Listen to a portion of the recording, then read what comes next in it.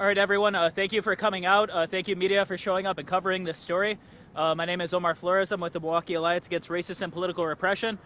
And what we've seen recently is that the Waukesha Sheriff has released very limited footage as to what happened regarding the death of Breon Green. They've only really released what might look convenient for them, but not necessarily the whole story. So today we're going to be hearing from people that have seen the footage and also to correct the narrative, so that way the media just doesn't have access to only one narrative. So I'm going to be calling up Attorney B. Ivory Lamar first. Thank you. Thanks, Omar. On behalf of the Breon Green family, residents, concerned parties of the city of Milwaukee, we thank you for your continued interest in this case as there have been developments. This has been a long road for the Breon Green family, and we thank you all for tracking this story.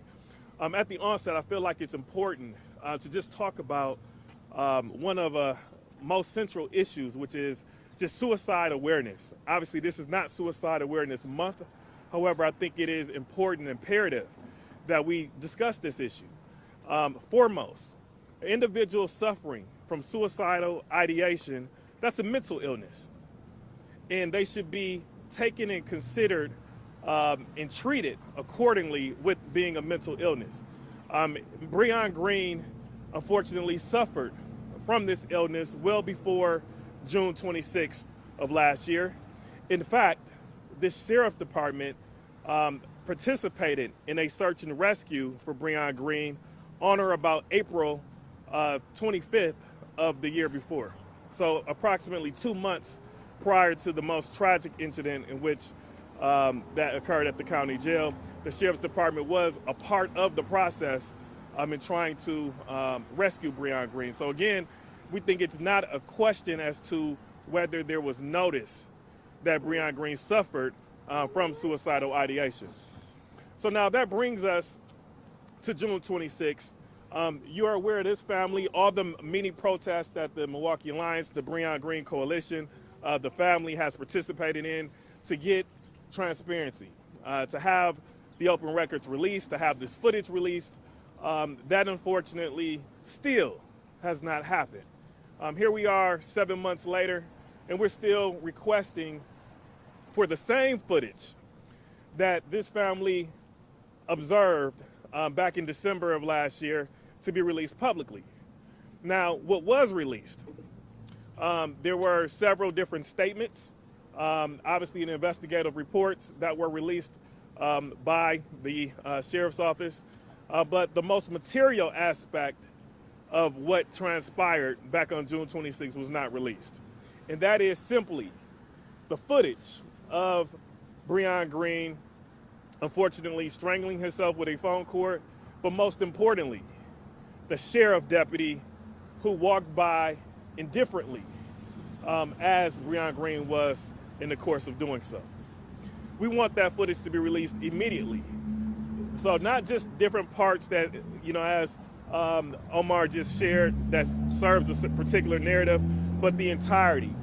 This family deserves it, the community deserves it, and for the sake of us all and the protection of all the inmates and citizens and residents of this state, you're entitled to that. So we want to make sure that we have these protections in place, that there are procedures and protocols being followed so that we don't have another incident of a suicide that takes place at the county jail. Now, I also want to bring attention that going specific to what was released, there were reports that indicated that there was a Shepherdie deputy on the transport with Breon Green in the vehicle that indicated that Breon Green was hitting his head against the window of the vehicle.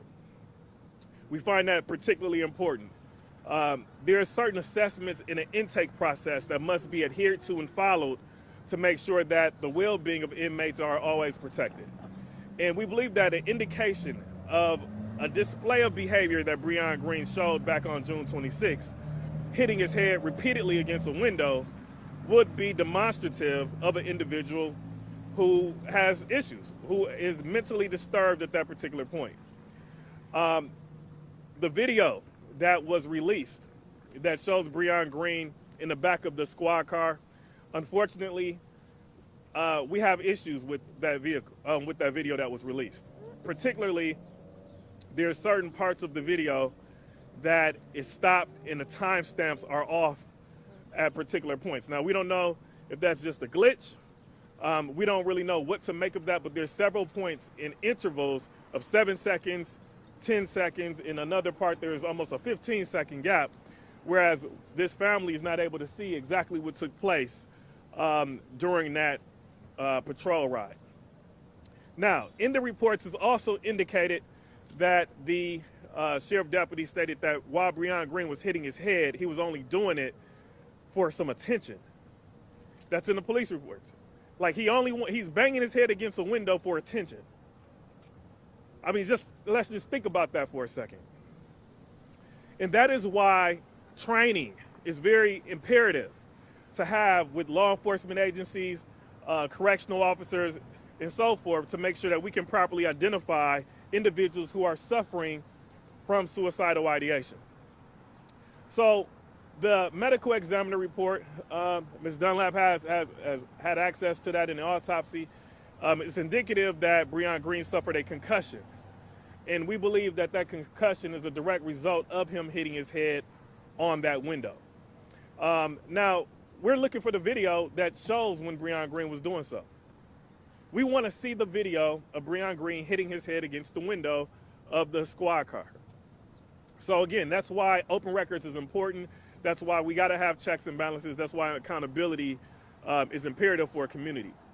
Now, so here we are today. Obviously, you see the family. We're looking for the release of the whole video.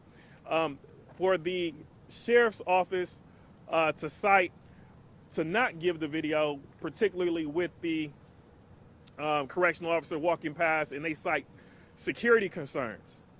Well, who cared about Breon Green's security and his safety on June 26th of last year? There were so many opportunities in which somebody could have said something just is not right with this young man. Obviously, he was a special needs student. Obviously, even in the video with it, we watched the video, and we don't see him just being very deliberate with answering any questions during the intake process. Again, that is another way in which you can tell that an individual is suffering from something. He should not have been placed into a cell at all. We think that he should have been probably referred to the mental hospital instead of going into the county jail for the protection and of his well-being. But again, the other part that we find very concerning, which the public has not been able to see the video, is that Breon Green was transferred into a cell immediately after allegedly going through an intake process. But he was taken from a cell that we believe did not have a phone inside of it, and instead placed into a cell with a phone. All right, so that's important, because why are we putting an individual who is displaying this type of suicidal behavior into a cell in which he can harm himself? More importantly, why were there not cell checks performed? Cell checks are supposed to be performed 30 minutes in 30-minute intervals. The reports that we've read, and again, what has taken this sheriff's office almost 7 months to investigate, we've been very intentional in reviewing over the last 48 hours. There's reports from inmates inside of the county jail that indicate that there weren't no cell checks performed at all. In fact, they indicate that the correctional officers were by a computer laughing for almost a 2.5-hour period of time as they were watching something on the computer. So again, it's important. There's nothing we can do about the loss of life as it relates to Breon Green, but we're here today to try to ensure that the appropriate checks and balances and protocols are in place to prevent the loss of future life. With that being said, I want to defer back to the Milwaukee Alliance. And to reiterate some of these points, I'm going to be calling up Alan Chavoya with the Milwaukee Alliance Against Racist and Political Repression. He's going to be discussing about some of the efforts that we've taken over the past few years here in Milwaukee to demand for footage transparency, just general transparency around the sheriff and the police as a whole. Alan is also somebody that was able to see the footage of what happened to Breon in the cell and provide a narrative that hasn't really been offered to the media at least in full video form. So Alan, thank you. Thank you, Omar. Good afternoon, everyone. Thank you for being here. My name is Alan Chaboya, Outreach Chair of the Milwaukee Alliance Against Racist and Political Repression. 7 months ago today, Breon Green was arrested at Bradford Beach. A few hours later, Breon was found dead in his holding cell while in the supposed care of the Milwaukee County Jail. After months of marches and rallies demanding the release of footage pertaining to Breon's death, we were able to watch some of that footage last month. The footage we watched was from inside the jail. It showed a correctional officer performing a so-called wellness check on Breon. The wellness check consisted of this CO walking rapidly past Breon's cell, glancing briefly inside, I'm talking about less than a second, and continuing to walk past as Breon had already began to wrap the phone cord around his neck. At a meeting last week with Sheriff Ball, she actually told us that wellness checks, as per their standard operating procedure, are supposed to be conducted every 15 minutes. The next wellness check on Breon, following that initial one, came 37 minutes after. What we saw showed us that Breon's death was preventable. The footage shows us that there are serious problems with how the sheriff's office is running the county jail. Earlier this week, right, we saw the footage that Waukesha County Sheriff's Department released. They decided to release only footage of Breon's arrest. No footage from inside the jail has been publicly released. Partial transparency in these kinds of cases is as good as no transparency at all. We have been demanding since last year, and even further, full transparency, something that neither Waukesha nor Milwaukee sheriffs have been willing to comply with. It's important to look at the consequences and the impact of this decision to release partial footage. Releasing footage of Breon's arrest without any context about his time inside the jail, it only serves to depict Breon as uncooperative and as someone who the public should not be caring about. It takes the attention away from the conditions inside the county jail, which has had 3 deaths in the last 7 months. When we have spoken with authorities at the county sheriff's office, with the district attorney, with the police department, and with the Fire and Police Commission, we've been talking about our footage, about having footage of cases involving officer misconduct released within 48 hours and the names of officers to be released in 24 hours. Every time we talk to them about those demands, we're always told that such level of transparency could possibly, and I say possibly because that's what they only talk about, speculation, that they could possibly interfere with the investigations and possible trials. So the reasoning is that the public release of footage could, in some sense, sway public opinion in one way or another. Well, why does that only apply to these kinds of cases, huh? Why does it never apply to this? Why is it only when officers behave in criminal ways that there can't be transparency? Why is it when they fail to do their job that there isn't transparency? And why is it that when there's footage that might make a victim look a little bit bad, that they release it right away? This also impacts public perception of the case, but they release it because it justifies the officers involved. And this isn't simply an issue of Milwaukee. This is a national issue. Transparency from law enforcement does not exist. A few weeks ago, Tyree Nichols was violently killed by Memphis police. Rather than letting the public see the entire footage, only the aftermath of that brutal incident is shown. Also a few weeks ago, Manuel Esteban Paez Teran, also known as Tortuguita, was killed by Atlanta police, and they're refusing to release any footage. They're even claiming that there isn't footage when photos of the incident show that they had body cameras on prior to killing Tortuguita. Law enforcement across the nation does not want transparency. They drag their feet and offer a laundry list of excuses as to why they can't release footage in a timely manner. And when they do release footage, it's footage that aims to make law enforcement look like the good guys and the victims as people who deserved it. What Waukesha did this week isn't transparency. It's a fabrication of a narrative that fits this agenda, the agenda that law enforcement are benevolent and that Black lives don't matter. We are demanding that the entire footage of this case be released publicly. We're demanding an end to the Milwaukee County Sheriff's Office internal investigation.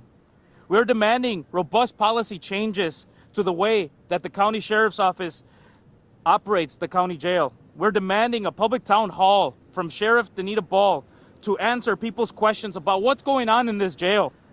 We're demanding no more deaths inside county jail.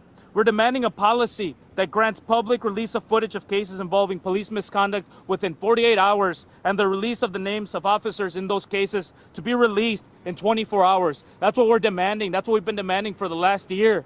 That's what we've been demanding with the Justice for Breon Green Coalition, with the family of Breon Green. Justice for who? Breon Green! Justice for who? Breon Green! Justice for who? Breon Green! That's right. Thank you. Thank you, Alan, for those powerful words. The police have been fighting back hard against us fighting for any sort of transparency, and this is because they love to have a grip on the narrative. And again, we want to thank the media for showing up today, for helping us get out the alternative narrative, you know, and this isn't a narrative that's come up with in people's heads. This is a narrative that's come out from being able to actually see all of the footage. I'm personally convinced, and I'm sure everyone here is convinced, that if everyone got to see this footage, that everyone would be on the same page as us, that it was a very unjust death and a totally preventable death that Breon had faced. And so up next, I'm going to be calling up Laquita Dunlap, who is Breon Green's mother.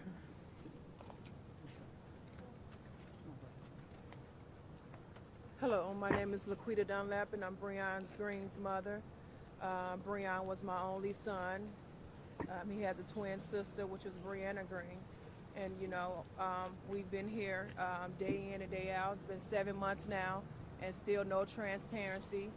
I don't know what's so hard about them releasing the footage from inside the jail, because it didn't expose any other people in there. You know, it just showed exactly what happened to my son, being neglected at the time that he needed help, you know, the time that he needed the guard to check in on him to do his job, what he was paid for. He didn't. He walked past my son just like, you know, he was nobody. You know, and I want accountability. I want justice. You know, I want the truth to come out. I want the people to see what we saw. You know, they create this narrative that, you know, that he's a felon and all this and that, but, you know, he was my child, a person that had, you know, special problems, right? He was never convicted, never charged of anything. My son was not a felon. You know, my son, you know, he had mental problems and issues, and he deserved to be loved just like anybody else. And make that known that he wasn't a felon, because that's all we hear. It's not illegal for a person who's not a felon to carry a gun. We're now going to open it up to the media for any questions regarding what was discussed today. The district attorney's office said earlier this month that it was not going to file any charges. With this press conference today, do you think that it will change? No, that's... I think that what full access of the investigative file, I think that poses a lot of questions. I think that it suggests that the sheriff's department did know that Breon Green suffered from suicidal ideation. I think that it was, you know, with the evidence of him banging his head on the on the window, and then also with the way in which he answered questions, which we don't really believe that he really deliberately answered any of those questions. We think it was a lot of gibberish. Breon Green had a problem being able to communicate effectively and competently in a lot of regards, and that should have been picked up by the intake staff. To put him in a cell where there's not a phone, and for some reason, which is unbeknownst to us at this time, while he was transferred into another cell, we think raises questions. So again, I think that we want the full access of the entirety of the file so that we can, you know, put two and two together ourselves, and then perhaps that issue might not need to be reopened as it relates to criminal culpability. Is the family going to sue? I will tell you that we are going to be holding every individual that we believe is accountable and liable.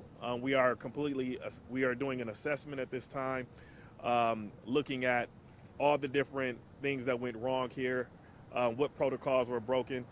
We are also looking for the photograph of the actual phone that was used by Breon Green. There might be some liability with the manufacturer of that phone as well. So we are waiting to get that information, and that might have to occur after we commence a lawsuit.